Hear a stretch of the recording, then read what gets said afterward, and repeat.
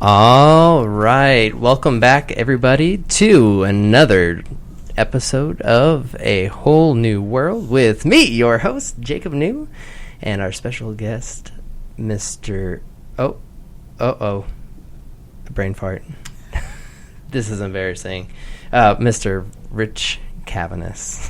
Sorry about that, y'all. I was getting ahead, and I was already thinking about our new dad joke. I'm excited for this one for y'all. So, without any further ado, I had a dream last night that I was a muffler. Man, I just woke up and I was exhausted.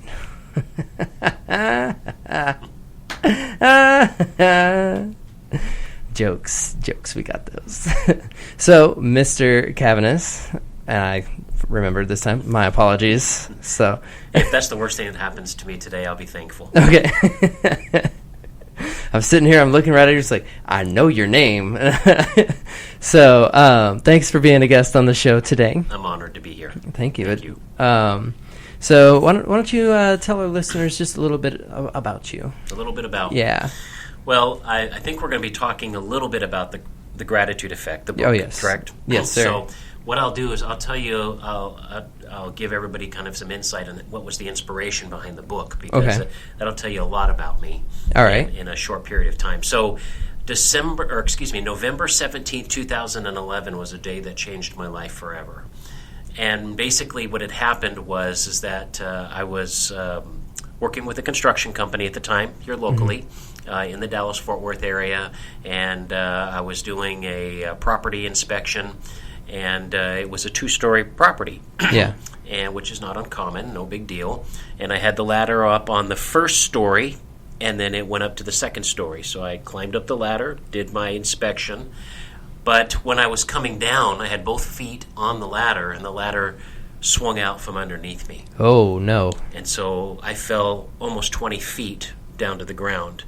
The thing that really saved me was I crashed onto the first story and then hit and bounced off onto the ground. So it wasn't a direct, 20-foot fall. Yeah. And it wasn't like this, because literally it would have catapulted me out into the street. So you didn't land completely perpendicular. That's correct. Okay. So, there was a lot of things to be grateful for, which is one of the reasons why this book came into existence. So anyway, I got messed up physically. I can imagine. As you already know, just recently I had a disc replacement surgery from that specific accident. Mm-hmm. And you went from not being able to stand 15 minutes to... Yeah, now I'm standing. I'm walking 5 miles a day. That is amazing. I'm doing great. Congratulations. So glad to hear that. Yes, I appreciate that. So anyway, they took me to the hospital. I'm laying in the emergency room, and a doctor comes in, and he says to me, I don't know who you are or what you're about, but all I can tell you is that people who fall from the distance that you fall from are either completely disabled or have a serious brain injury, or they're dead, and you are neither. And so he turned around, kind of walked out, and left me there, and this overwhelming sensation came over me of gratitude. I felt like I had been given a second chance in my life. I should have been killed. I should have had something seriously wrong with me more than there was, and there wasn't. And so I really knew in that instance I experienced what true gratitude was all about. And that's important. Yeah, so what ended up happening is I had months of rehab and all kinds of stuff I had to go through. But I started to realize that I had not been a very grateful person in my life up to that point. It kind of gives you a different perspective. It did. The perspective was amazing. Sure. Yeah. Well, you see your mortality right in front of your face. Oh yeah. I mean, yeah, it's traumatizing in a way when you really think about what could have happened. And, that 100%. And that was the other thing too, was that I had kind of somewhat PTSD, because I would wake up in the middle of the night from dreams of me actually, falling the other way. No. Actually, and of course you're laying in bed the way you would have landed. Exactly. Exactly. So the good news is that from that experience, I started to really research and study and understand more about gratitude. Okay. In the Bible, from all other kinds of research material. So, like, what other research did you go and do? So there is a professor, Dr. Robert Emmons. Okay. And he's in out, the book. Yep. He's out in California. He's pretty much the foremost authority on gratitude, and he has done not only has he written about it, but he's done trials and studies on students. Okay. And it's been really interesting how not only did he discover that gratitude affects you physically, mentally, and emotionally, but it can also affect your motivation. It can also affect your ability and your perception of how you see life and how you see others. So it was really, I look back on it now, and I'm glad I went through it, because it really was a turning point in my life. Yeah. And so that's where the gratitude effect came from. That's amazing. Yeah. I think it's just so cool how God can twist those negative things, use our biggest disappointments for our greatest appointments. Yeah. I mean, he certainly didn't cause that, but I know that he used it to help me where I was at that point, so that I have a different perspective in my life. Oh, 100%. Yeah. And I think your next trip should be to Vegas, man. You know. I don't gamble. Hey. I work too hard for what I have. I don't want to I anything down the toilet. I mean, they got shows. Yeah, you know. They do, and I've been there a couple times and enjoyed those. But, yeah. No, 100%. So, and this whole time, like I think you and I are similar in the fact that I'm not going to go into too much detail, but I had a similar event where, like, I should have died too. But I was riding my bike freshman year in college, and I was hit by a car that was going 30 miles an hour, and I didn't have a helmet on, but like, I just had a dislocated right shoulder and then cuts on my arm. That was the worst I had. So, but from that, it totally changed how I viewed things, and I changed my major based on that. I was like, do I really want to do this? It was like a big life-changing event for me. So I bet you wear a helmet now too. Oh yeah. I don't care who makes fun of me. I'm like, listen, bud. This noggin, it's priceless. Exactly. Exactly. So, well, I'm glad you're here today. Oh, me too. I'm glad you're here. You know, and because and I'm so thankful that you've been writing this book too, because it's called The Gratitude Effect for those of you. And my fiance and I have been reading it, and I just see it's been making a world of difference with us. But so, what is your favorite experience with gratitude? So, working with people, favorite evidence of what working, basically happened is I established the habit.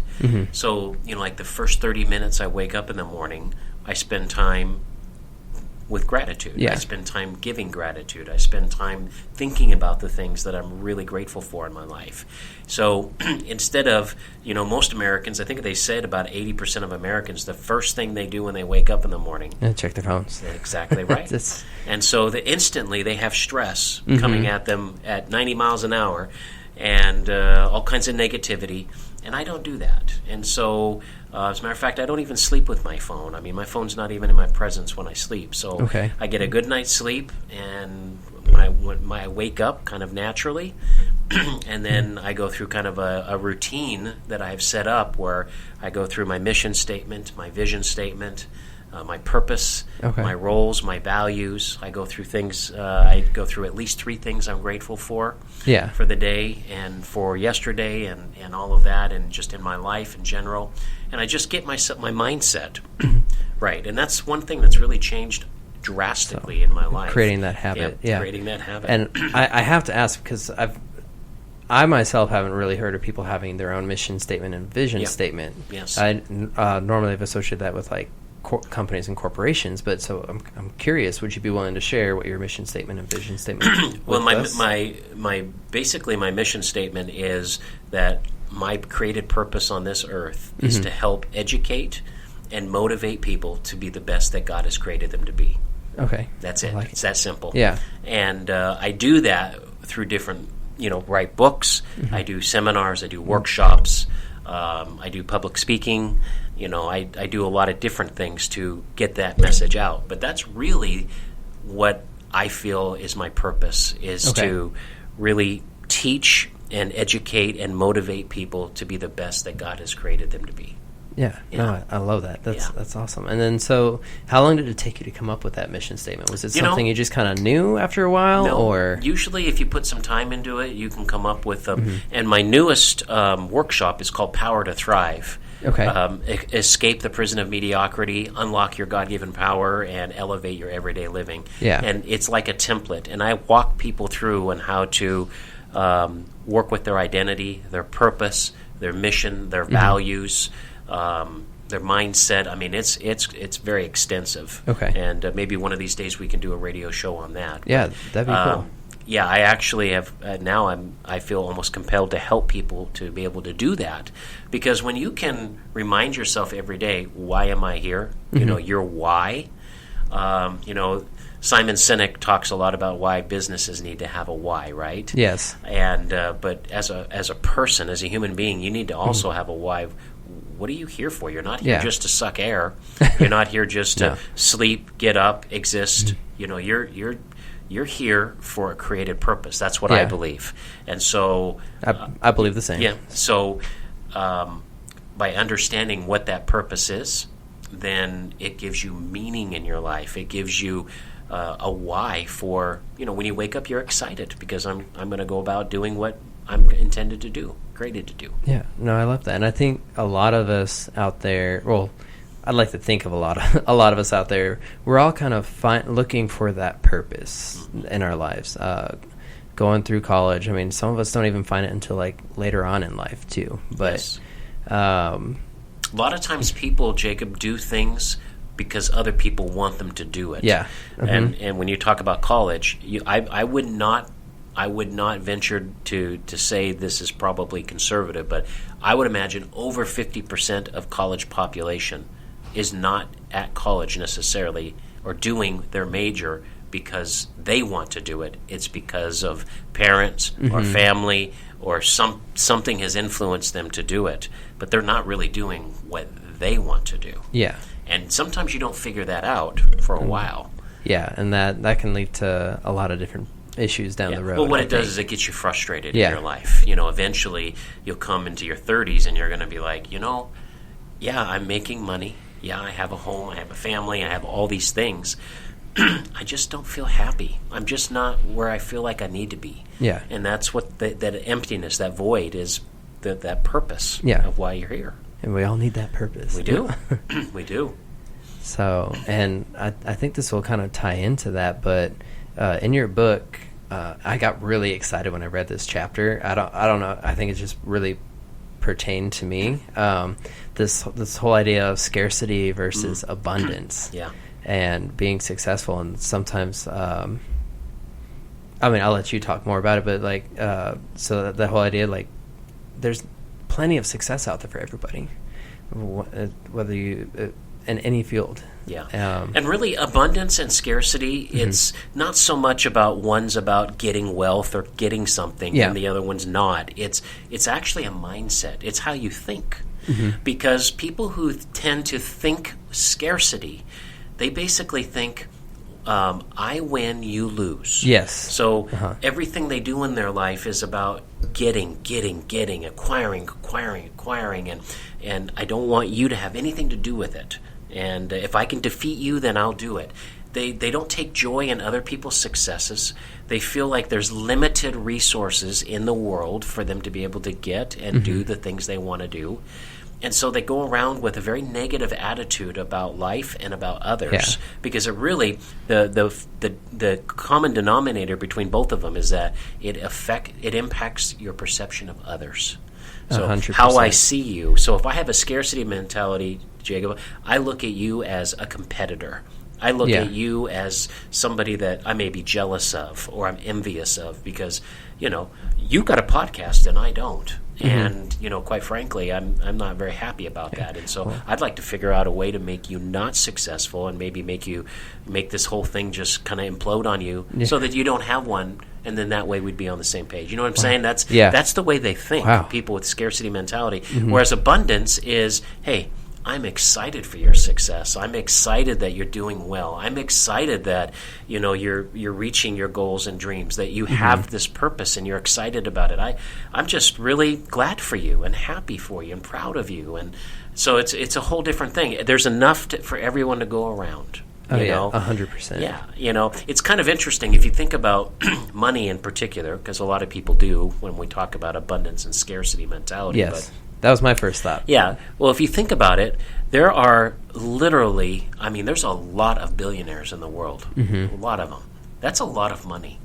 And, I don't know exactly how much money's in circulation, but, Oh, I have no idea. Yeah, but I don't think that we've ever actually thought about that because we just know that there's always enough for everyone, right? Yeah. And so, I encourage people, reach for the stars, man. Do what it is that you want to do.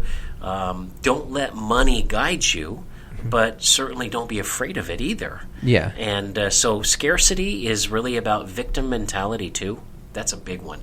And you see a lot of people with victim mentality today where they feel entitled that, and they blame.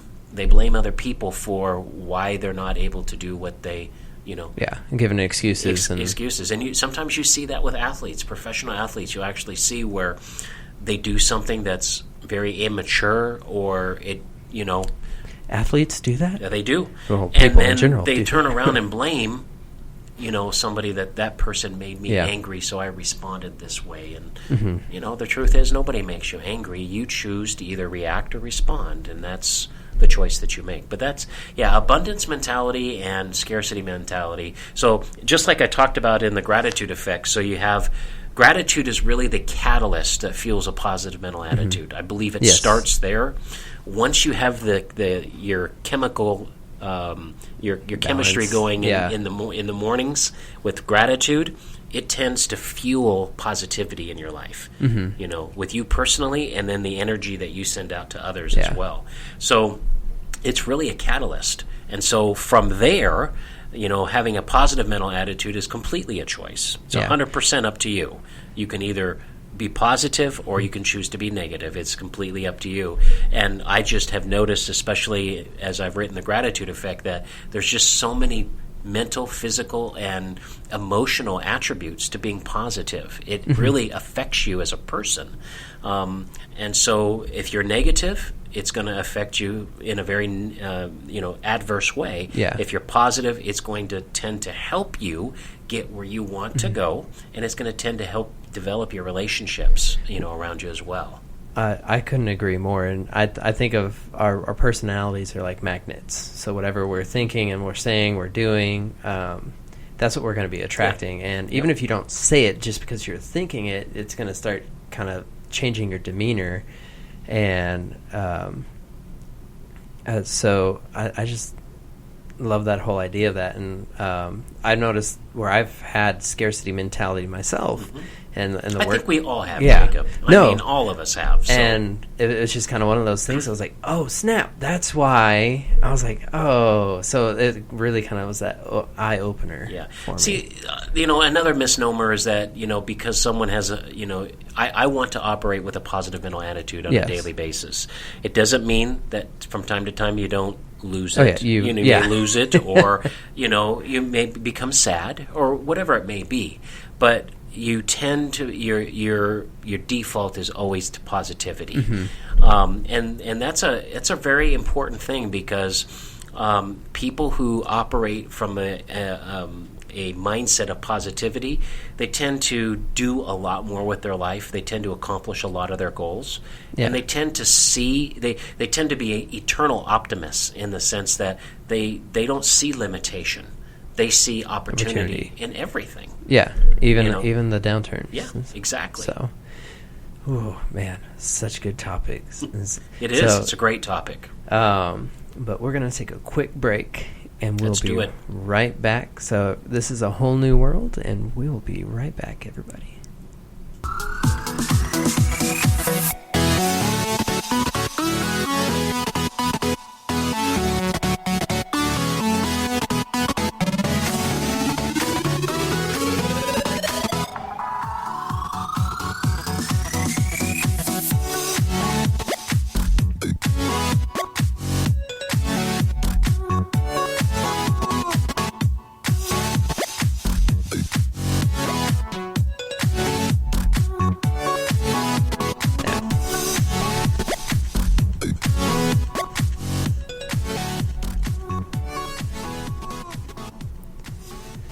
All right. Welcome back, everybody, to A Whole New World with me, your host, Jacob New, and special guest, Rich Cavanis. Great to be here. Yes, it's like I said, it's amazing to have you here. Thank you so much.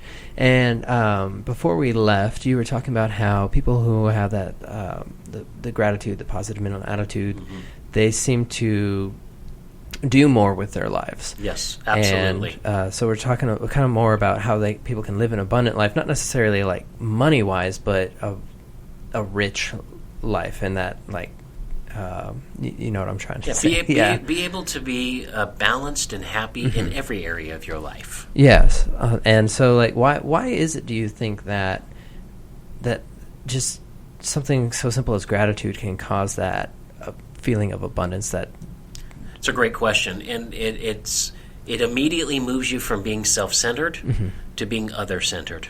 Yeah. And that's the difference. And one thing I really discovered that changed my whole way of thinking is that there's a difference between gratitude and thankfulness.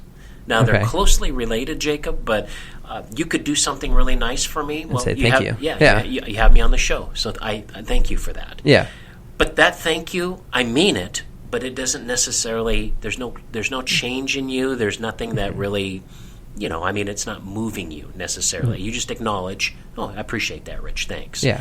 But when you're grateful for something, it goes much deeper than that. It's just like the story I was telling earlier about laying in the ER, the doctor telling me what he told me, and then having this overwhelming feeling of gratitude. It was different than thankfulness. I can tell you that. It was something much deeper than that. Because gratitude actually moves you to want to give. Okay? And so it's actually a compelling motive and emotion that wants you, it compels you to want to do something nice for other people. So you receive and you're grateful, but then you want to be able to give back to others. So thankfulness doesn't necessarily do that, but gratitude is much more it's someone else centered and not me centered. Thankfulness can be me centered. Okay, right? Thanks for doing this for me. Yeah, and that's crazy, and it almost seems, I want to say, counterintuitive. I mean, you almost to live a better life, you feel like you should focus on yourself, but it sounds like we should be focusing on others. I mean, aren't we all, to some degree, self-centered? And there's a difference between being selfish and self-centered, too. Yeah. Self-centered is when the whole world revolves around you. It's all about me, me, myself, and I. Selfish just means that there are times in your life where you have to take care of yourself, right? Probably, so since June 25th till now, I've been somewhat selfish about my physical life. And, I haven't been attending a lot of networking meetings, and I've just kind of been doing my thing. Yeah. And because I've needed to do that to heal and to rest and to get my back better. And so sometimes you have to be selfish, because if you don't take care of yourself, it's difficult to reach out and fill other people's cups. If you're always filling someone else's cup and you're never filling yours, you're going to be empty. Yeah, 100%. I like that visual there. Got to refill your cup, people. Got to refill it. Got to refill it. And that's why gratitude is so powerful, because literally what you're doing is you're refilling your cup every day at the your day.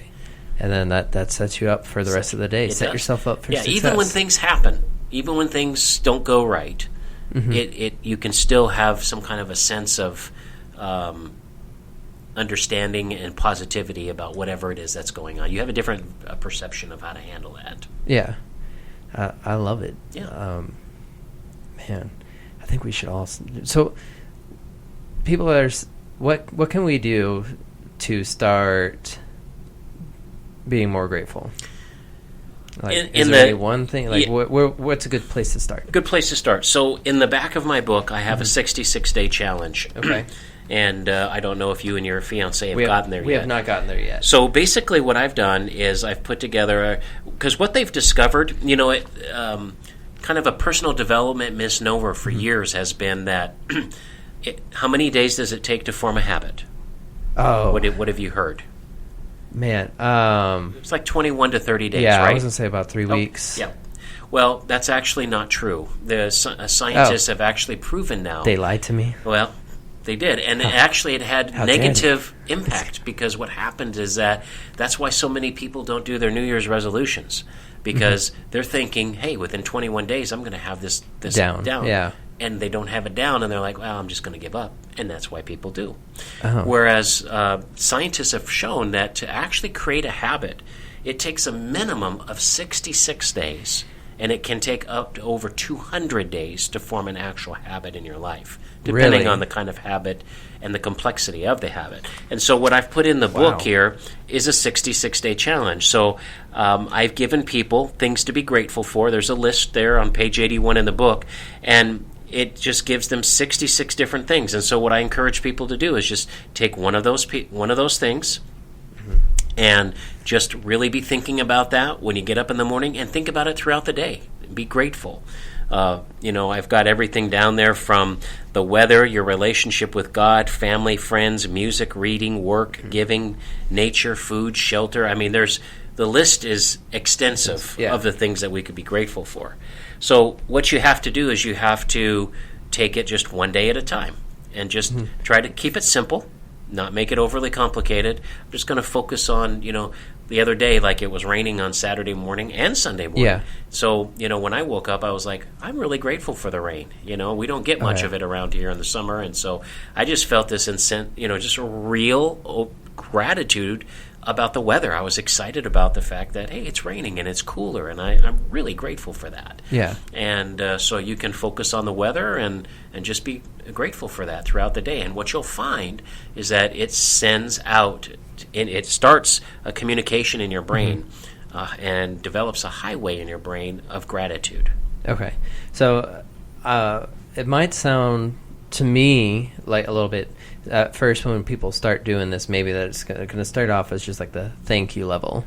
But then once that highway builds, you're building that connection, then you develop that deeper connection, and then one day you'll feel that great sense of gratitude. I'll tell you what. I'll tell you something for your listeners.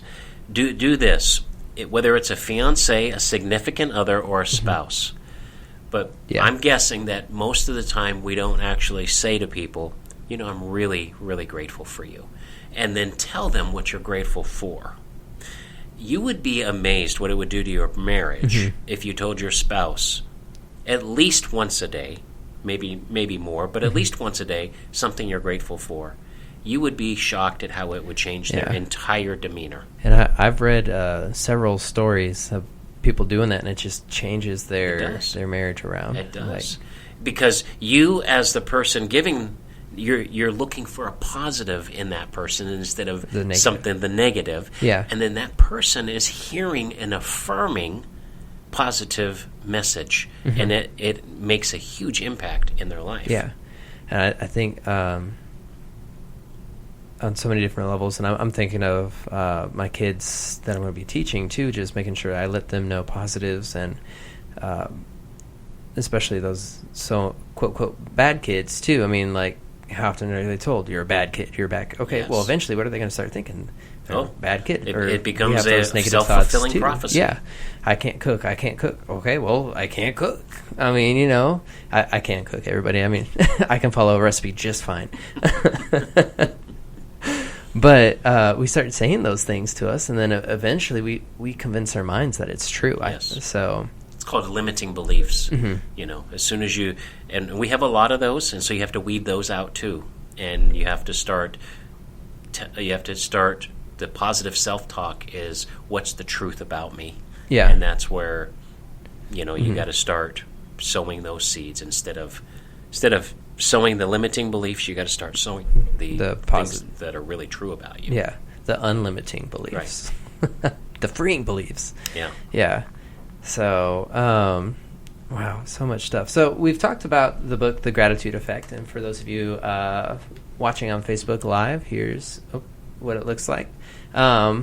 Great book. I've only 6 chapters in, and I read a chapter a day so I can kind of focus on it. And but you give questions in there. So where can people reach out to? So if people are interested in this, there's a couple places. They can go to Amazon.com, The Gratitude Effect. Okay. Or they can go to the website. And the nice thing about the website is that they can see some of the videos I have on there. And that's The Gratitude Effect. Are you speaking in those videos? Okay. Yeah, thegratitudeeffect.net. Yeah. Gratitudeeffect.net. Yeah, All right, and we will add that to the show notes. Yep. So all you'll have to do is just click. And it'll take you right there. Yeah. So, excellent. So before we close out, any last remarks? The only thing I would say is that there's so many things in this world that can really bring us down. Whether it's politics, whether it's the culture, whether it's Hollywood or whatever it may be. There's just a lot of negativity out there. Oh yeah, and especially and you have to be the owner and the gardener of your own garden, and which is your mind. And so you have to be aware that what you put in is going to produce what comes out.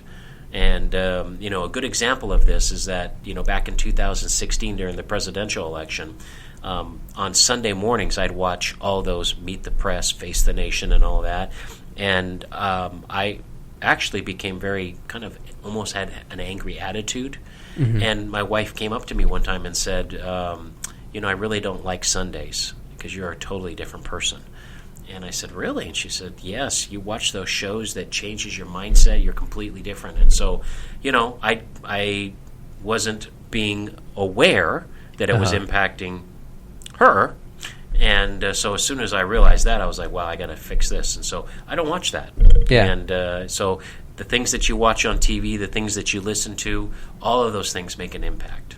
100%. No, I like it. Whatever, you said it, like whatever you input is what you're going to output. That's correct. Man, and I just was thinking this past week in the events that happened, heart goes out to all those families out there.